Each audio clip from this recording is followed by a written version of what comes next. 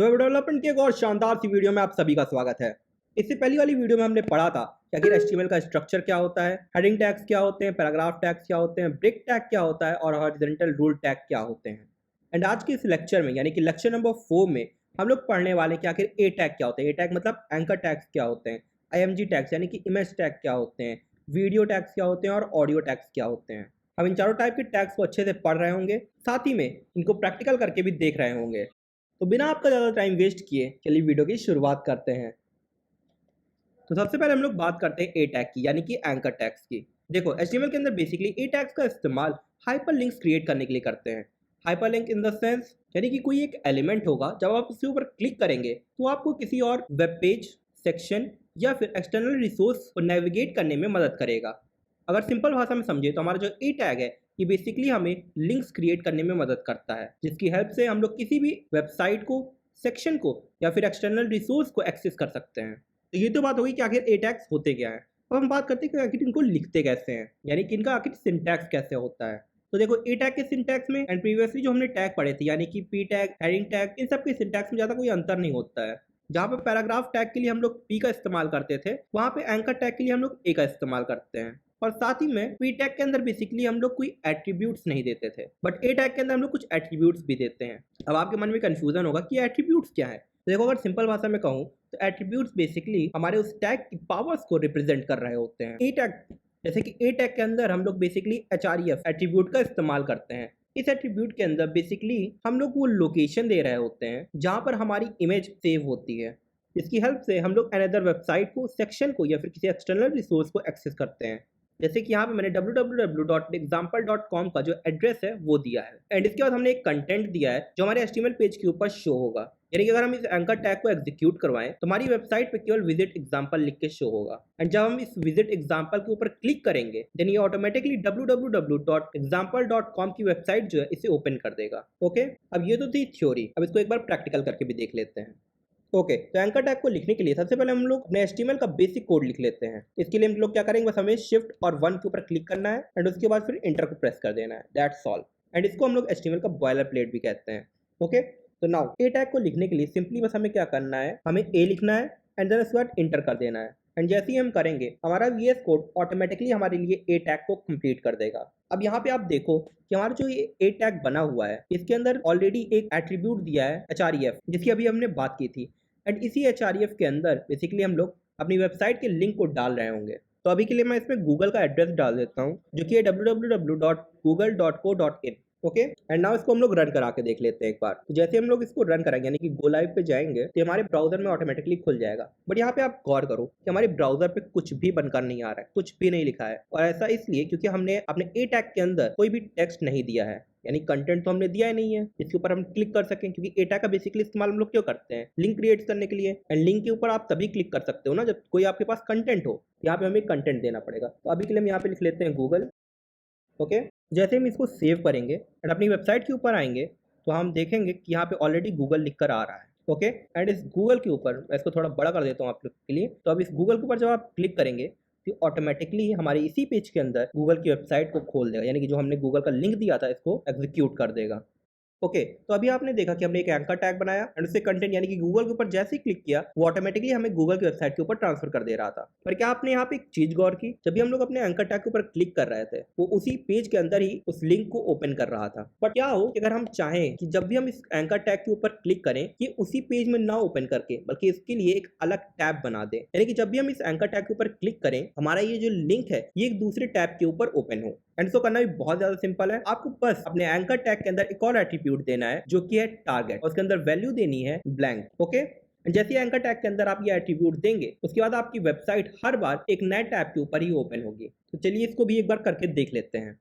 Okay, तो हम यहाँ पे href जो हमने दिया था इसके आगे एक और एट्रीब्यूट लगाएंगे टारगेट, एंड इसके अंदर वैल्यू देंगे ब्लैंक। एंड जैसे ही हम ये वैल्यू देंगे उसके बाद अपनी वेबसाइट को वापस से लोड करेंगे, यानी कि अपने ब्राउजर पे ओपन करेंगे एंड इसके ऊपर क्लिक करेंगे। तो देखिए अब जो हमारी वेबसाइट है वो उसी पेज में ना रीलोड होकर एक नए टैब में ओपन हो रही है।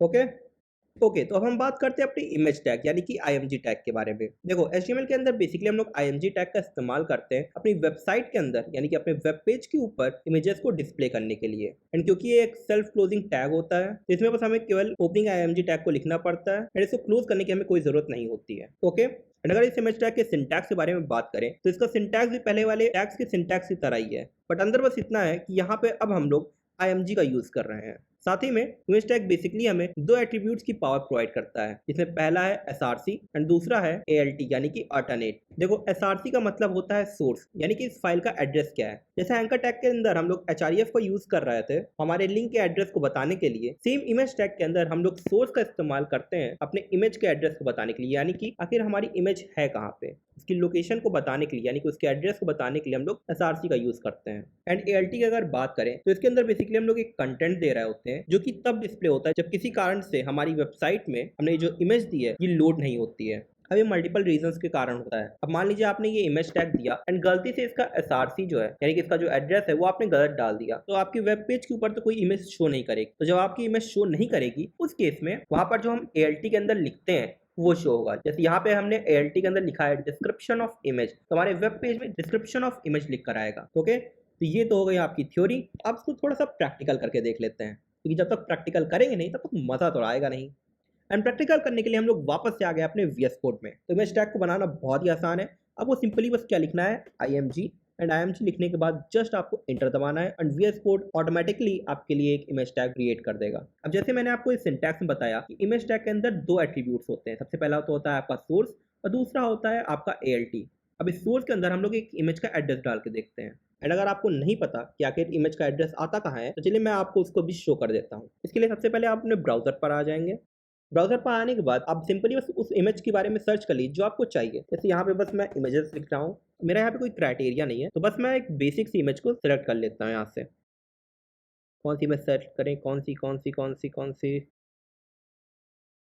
ओके, तो इसको सेलेक्ट करते हैं। बिल्ली वाली काफ़ी क्यूट लग रही है ना। ओके, तो एक बार जब अपनी इमेज को सिलेक्ट कर लें तो आप उस इमेज के ऊपर आएँ, इसके ऊपर राइट क्लिक करें एंड यहाँ पे आपको एक ऑप्शन दिखाई देगा कॉपी इमेज एड्रेस, इसके ऊपर क्लिक कर दें एंड इसको करते ही इस इमेज का एड्रेस आपके पास कॉपी हो जाएगा। अब हमें बस सिंपली अपने वीएस कोड में जाकर जो हमने इमेज टैग बनाया है उसके साथ ही में इसको पेस्ट करना है। जल्दी से उसको भी कर लेते हैं।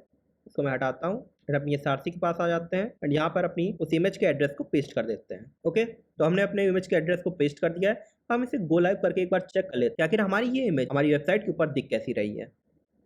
तो देखिए हमारी ये इमेज जो है वेबसाइट के ऊपर आ गई है। अब क्योंकि मैंने जूम करके रखा है इसलिए आपको ये काफ़ी ज़्यादा ऑकवर्ड दिखाई दे रही होगी, इसमें थोड़ा सा जूम आउट कर लेता हूँ ना, आपको इमेज अच्छे से दिखाई दे रही होगी ना। ये तो हो गई हमारी एसआरसी एट्रीब्यूट, बट इमेज के अंदर हमारी एक और एट्रीब्यूट भी होता है जो कि होता है एएलटी। एंड जैसे कि मैंने आपको बताया इस एएलटी के अंदर हम लोग जो भी लिखते हैं ये केवल तभी दिखाई देता है ब्राउजर के ऊपर जब हमारी इमेज ब्राउजर के ऊपर लोड नहीं हो पाती है या फिर ब्राउजर हमारी इमेज को एक्सेस नहीं कर पाता है। तो अगर हम इस एएलटी टैग के अंदर लिखें, जिन्होंने भी हमारे चैनल को अभी तक सब्सक्राइब नहीं किया है तो किसका वेट कर रहा है भाई, जल्दी जाके सब्सक्राइब करो, क्योंकि इस जैसा धमाकेदार वेब डेवलपमेंट कोर्स आपको यूट्यूब के ऊपर कहीं पे भी नहीं मिलने वाला है।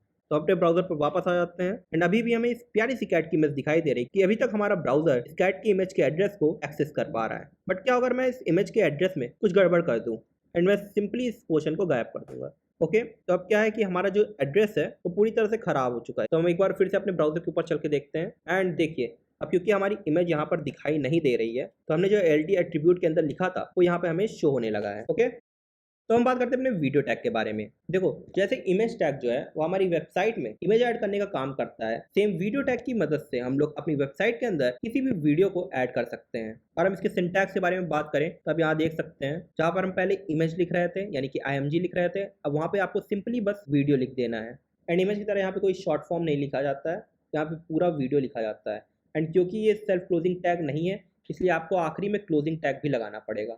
ओके, एंड अगर इसके एट्रीब्यूट्स के बारे में बात की जाए तो जैसे हमारे इमेज के अंदर सोर्स एट्रीब्यूट होता था इसके अंदर हम लोग अपने इमेज का एड्रेस डालते थे, सेम यहाँ पर जो हमारा एसआरसी है इसके अंदर हम लोग अपनी वीडियो का एड्रेस डालते हैं, यानी कि आखिर वीडियो हमारी है कहाँ पे, उसकी लोकेशन क्या है। ओके, बट वीडियो टैग केवल एसआरसी एट्रीब्यूट को ही नहीं प्रोवाइड करता है, ये बहुत सारे अलग एट्रीब्यूट्स को भी प्रोवाइड करता है, जैसे कि control attribute, auto play attribute, loop attribute and muted attribute. And such कहूँ तो यहाँ पे जैसा इनका नाम है सेम वैसा इनका काम भी है। अब ये क्या है तो मैं थोड़ा प्रैक्टिकल करके दिखा दूँ तो आपको ज़्यादा अच्छे से समझ आएगा।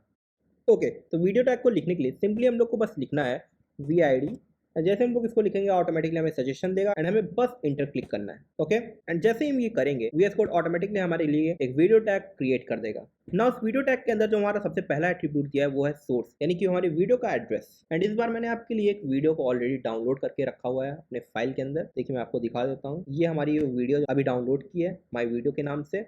एंड बेसिकली इसी वीडियो को हम लोग अपने ब्राउजर के अंदर शो करने वाले हैं। देखो हमारी वीडियो का जो नाम है वो है myvid.mp4। तो हमें बस सिंपली इसका नाम जो है वो SRC के अंदर लिख देना है एंड ये ऑटोमेटिकली हमारी वीडियो को सिलेक्ट कर देगा। बट यहाँ पे ध्यान रखना, ये आपकी वीडियो या फिर जो आपकी इमेज है, अगर वो उसे आप ऑनलाइन नहीं ला रहे हैं, डायरेक्टली अपने सिस्टम में डाउनलोड करके उसका इस्तेमाल कर रहे हैं, तो उसको उसी फोल्डर के अंदर रखिएगा। इस फोल्डर के अंदर आपने index.html वाली फाइल बनाई थी। ओके, नाउ अब हम अपने SRC के अंदर अपनी वीडियो का एड्रेस डाल देते हैं, जो कि इसका नाम ही है बेसिकली माई विड। अब देखिए यहाँ पे ऑलरेडी सजेशंस दे रहा है, तो मैं डायरेक्टली बस इंटर कर दूंगा एंड ये ऑटोमेटिकली इसको सेल्फ कंप्लीट कर देगा। ना अब जल्दी इसको गो लाइव करते हैं एंड वेबसाइट के ऊपर आके अपनी वीडियो को देख। तो जैसा कि आप यहाँ देख सकते हो बहुत ज़्यादा बड़ा है, तो मैं जल्दी छोटा कर देता हूँ। ओके, तो ये हमारी प्यारी सी वीडियो है जो हमने आपके लिए डाउनलोड की थी।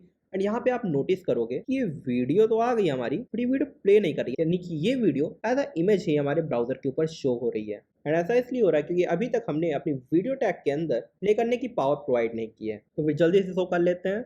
एंड इसको करना भी बहुत ज़्यादा सिंपल है। आपको बस अपने SRC जो आपने बनाया है, अभी एट्रीब्यूट दिया है, इसके आगे आपको एक और एट्रीब्यूट को ऐड करना है जो कि है ऑटो प्ले। जैसे आप इस ऑटो प्ले को ऐड करेंगे तो जो आपकी वीडियो है वो ऑटोमेटिकली प्ले होना स्टार्ट कर देगी। तो वो होता ही है कि हमारी जो वेबसाइट है वो किसी भी वीडियो को ऑटोमेटिकली प्ले होने की परमिशन प्रोवाइड नहीं करता है। तो यहाँ पे हमें ये एट्रीब्यूट लगाना पड़ेगा ऑटो प्ले का। एंड इसी एट्रीब्यूट के साथ में आपको एक और एट्रीब्यूट भी देना होगा जो कि है कंट्रोल। ये एट्रीब्यूट हमारी वीडियो के अंदर जो कंट्रोल्स होते हैं उन्हें एक्टिवेट कर देता है। तो ब्राउजर के ऊपर चल के देखते हैं हमारी वीडियो चल रही है या फिर नहीं चल रही है। तो देखिए हम यहाँ ब्राउजर के ऊपर आ गए हैं एंड यहाँ पे अभी आप देख सकते हो कि हमारी जो वीडियो है वो अभी भी नहीं चल रही है, बट हमारी वीडियो के अंदर कंट्रोल्स जो हैं, यानी कि जो हमने कंट्रोल्स दिए हुए हैं वो ऑलरेडी आ चुके हैं। ये आप यहाँ देख सकते हो। एंड यहाँ पे आपके मन में एक क्वेश्चन जरूर आ रहा होगा कि यार हमने अपनी वीडियो टैग के अंदर ऑटो प्ले का एट्रीब्यूट भी दिया है, तो आखिर वीडियो हमारी ऑटो प्ले हो क्यों नहीं रही है। एंड इसका रीजन भी बिल्कुल सिंपल है। देखो हमारा जो ब्राउजर है वो किसी भी वीडियो को जिसके अंदर ऑडियो होता है उसे ऑटो प्ले करने की परमिशन प्रोवाइड नहीं करता है। एंड अगर आप इस वीडियो को ऑटो प्ले पे लगाना चाहते हो तो इसके लिए आपको अपनी वीडियो टैग के अंदर एक और एट्रीब्यूट को ऐड करना पड़ेगा जो कि है म्यूटेड। देखो ये म्यूटेड एट्रीब्यूट है, ये बेसिकली क्या करता है कि आपकी जो वीडियो है इसको म्यूट कर देता है। जैसे हम यहाँ लिख देते हैं म्यूटेड। एंड अगर अब आप ब्राउजर के ऊपर जाकर अपने वीडियो को देखें तो आप पाएंगे कि हमारी जो वीडियो है वो ऑटोमेटिकली ऑटो प्ले हो रही है। बट एक बार ऑटो प्ले होने के बाद, यानी कि हमारी 6 सेकंड की वीडियो थी, ये जब एक बार ऑटो प्ले हो गई तो देखिए ऑटोमेटिकली रुक गई है। बट हम ऐसा नहीं चाहते, हम चाहते हैं कि हमारी वीडियो जो है वो बार बार यानी कि लूप में प्ले होते रहे। एंड इसके लिए वीडियो टैग हमें एक और एट्रीब्यूट प्रोवाइड करता है जो कि है लूप। तो जल्दी से यहाँ पे हम लोग लूप को भी लगा देते हैं। एंड जैसे ही आप इस लूप एट्रीब्यूट को लगाएंगे अब हमारी वीडियो जो है वो अब एक लूप के फॉर्म में चलने लगेगी, यानी कि जब एक बार आपकी वीडियो पूरी तरह प्ले हो जाएगी ये फिर से एक बार प्ले होना स्टार्ट हो जाएगी। नाउ हम बात करते हैं अपने ऑडियो टैग के बारे में। ऑडियो टैग का बेसिकली इस्तेमाल हम लोग अपनी वेबसाइट के अंदर किसी भी एक पर्टिकुलर ऑडियो फाइल को ऐड करने के लिए करते हैं। एंड अगर हम इसके सिंटैक्स के बारे में बात करें तो ये वीडियो टैग की तरह ही बिल्कुल सेम है, पर जैसे कि वीडियो टैग में वीडियो लिखा होता था बस यहाँ पर ऑडियो लिखा हुआ है, बाकी हर एक चीज़ बिल्कुल सेम है। फिर वो चाहे इनके लिखने का तरीका हो या फिर इनके अंदर यूज हो रहे हैं एट्रीब्यूट्स हो। तो देखो इन ऑडियो टैग के अंदर जो सबसे पहला एट्रीब्यूट यूज होता है वो आपका होता है SRC, जिसके अंदर आप अपनी ऑडियो फाइल के एड्रेस को डालते हैं। जो दूसरा एट्रीब्यूट हम लोग यूज करते हैं वो होता है कंट्रोल्स। जैसे हमने वीडियो में जब कंट्रोल्स का इस्तेमाल किया था तो हमारी वीडियो के अंदर हमें कुछ कंट्रोल्स देखने को मिल रहे थे एंड यही सेम चीज़ हमारी ऑडियो टैग के लिए भी है। एंड इसको अच्छे से समझने के लिए हम लोग डायरेक्टली इसको प्रैक्टिकल करके देखते हैं। तो अपनी वेबसाइट में ऑडियो को ऐड करने के लिए हम लोग सबसे पहले ऑडियो टैग को लिखेंगे एंड इसको लिखने के लिए बस हमें लिखना है ऑड एंड VS कोड हमें ऑटोमेटिकली सजेशंस देगा एंड हमें बस एंटर प्रेस करना है। ना यहाँ पे आप देख सकते हो कि VS कोड ने हमारे लिए एक ऑडियो टैग बना दिया है एंड यहाँ पे ऑडियो ने हमें एक एट्रीब्यूट प्रोवाइड किया है जो कि है SRC। एंड इस SRC एट्रीब्यूट के अंदर हम लोग अपने ऑडियो के एड्रेस को डाल रहे होंगे। ना मैंने आपके लिए ऑलरेडी एक ऑडियो डाउनलोड करके रखा है जिसका नाम है myaudio.mp3 एंड यहाँ पे बेसिकली हम लोग इसी का इस्तेमाल करने वाले हैं। तो हमारे ब्राउजर में इस ऑडियो फाइल को एक्सेस करने के लिए हमें सिंपली अपने SRC के अंदर इस ऑडियो फाइल का नाम डालना है। जैसे इसका नाम है माई ऑडियो एंड VS कोड हमें ऑलरेडी सजेशन दे रहा है, इसलिए हमें बस एंटर प्रेस करना है। एंड जैसे आप ये करोगे ऑल सेट। now हम जल्दी से करते हैं गो लाइव एंड चल के देखते हैं कि हमारी ऑडियो फाइल दिखाई कैसे दे रही है। एंड जैसे कि हम अपने ब्राउजर पर आ चुके हैं और भाई साहब हमारी ऑडियो फाइल कहीं दिखाई नहीं दे रही है, ये किस लिए? एंड अगर आपके मन में भी यही क्वेश्चन आ रहा है तो इसका आंसर भी बहुत ज़्यादा सिंपल है यार। एंड वो ये क्योंकि अभी तक हमने अपनी ऑडियो फाइल के अंदर कंट्रोल्स की प्रॉपर्टी नहीं दी है। अब देखो इमेज के अंदर और वीडियो के अंदर जब चीज़ें दिखाई नहीं देती हैं तो बेसिकली वो कुछ इस तरह के आइकन्स के अंदर शो होने लगती हैं। बट ऑडियो के साथ ऐसा कोई केस नहीं है। अगर आपका ब्राउजर आपकी ऑडियो को एक्सेस नहीं कर पा रहा है तो बेसिकली आपकी ऑडियो वहाँ पर शो ही नहीं होगी जब तक आप कंट्रोल्स एट्रीब्यूट का इस्तेमाल नहीं करेंगे। तो जल्दी से चलकर एक बार हम लोग कंट्रोल्स एट्रीब्यूट को ऐड करके देखते हैं। इसके लिए हम लोग प्रीवियस कोड वापस आ जाएंगे। एंड क्योंकि वहाँ पे इमेज यार देखो बहुत ज़्यादा प्रॉब्लम क्रिएट कर रही थी अभी, तो इसको मैं यहाँ से हटा देता हूँ थोड़ा सा, बस थोड़ा सा एरर करना है यार, बस हट जाएगी सारी चीज़ें। नाउ इस ऑडियो टैग के अंदर हमें एक और एट्रीब्यूट ऐड करना है जो कि है कंट्रोल। ओके, तो इसको करने के बाद जल्दी से हम लोग चलते हैं अपनी वेबसाइट के ऊपर और देखते हैं कि हमारे कंट्रोल्स वापस आ गए हैं कि या नहीं। नाउ जैसा कि आप यहाँ देख सकते हैं कि हम लोग अपनी ऑडियो फाइल को अब देख पा रहे हैं एंड इसको आप पूरी तरह कंट्रोल भी कर सकते हैं, यानी कि मैं प्ले के ऊपर क्लिक करूँ। बट जैसे कि मैंने पहले कहा कि ऑडियो हमें वीडियो टैग की तरह ही कई सारे एट्रीब्यूट्स प्रोवाइड करता है। चलिए उनको भी एक बार जल्दी से यूज़ करके देख लेते हैं। तो इसके लिए हम अपने वीएस कोड वापस आ जाते हैं। यहाँ पे इस बार हम लोग यूज़ करेंगे ऑटो प्ले। नाउ अब हम लोग इसके अगले एट्रीब्यूट को देखते हैं जो कि है म्यूटेड। ऑडियो है वो ऑटोमेटिकली म्यूट हो जाएगी। तो एक बार ब्राउजर के ऊपर चलकर देखते हैं। यहाँ पे आप देख सकते हो कि आपकी ऑडियो अभी भी चल रही है बट ये ऑटोमेटिकली क्या है, म्यूट हो गई है। इसको यहाँ से आप समझ भी कर सकते हो करना चाहो तो, इसे मैं रिकमेंड नहीं करूँगा क्योंकि बहुत आवाज़ कर रहा है ये। नाउ अपने वीएस कोड के ऊपर वापस आ जाते हैं और अपने सबसे आखिरी एट्रीब्यूट को एक बार लिख कर देख लेते हैं जो कि है लूप। लूप बेसिकली क्या करेगा, जब आपकी ऑडियो एक बार पूरी तरह से प्ले हो जाएगी तो वो ऑटोमेटिकली इसको फिर से प्ले करना स्टार्ट कर देगा। तो इसको एक बार चल के ब्राउजर पर देख लेते हैं। अब जैसे यहाँ पे, क्योंकि 1 मिनट का, मैं इसको थोड़ा सा आगे कर लेता ताकि आप समझ पाएँ, इसको अच्छे से देख पाएँ। नाउ जैसा कि अभी आपने यहाँ पे देखा कि एक बार पूरा कंप्लीटली प्ले होने के बाद ये ऑटोमेटिकली फिर से प्ले होना स्टार्ट हो गया। एंड ये किस लिए हो रहा है, क्योंकि हमने इसके अंदर लूप के एट्रीब्यूट्स को ऐड किया है। सो आज के लिए बस इतना ही। अगर आपको ये वीडियो अच्छी लगे तो हमारी वीडियो को लाइक और हमारे चैनल को सब्सक्राइब करना बिल्कुल मत भूलना। एंड साथ ही में इस कोर्स को अपने दोस्तों के साथ भी शेयर करो ताकि वो भी इस वेब डेवलपमेंट कोर्स को सीख कर एक प्रोफेशनल वेब डेवलपर बन पाए। तो आज के लिए बस इतना ही। अब हम मिलेंगे अपनी अगली वीडियो में, तब तक के लिए बाय बाय।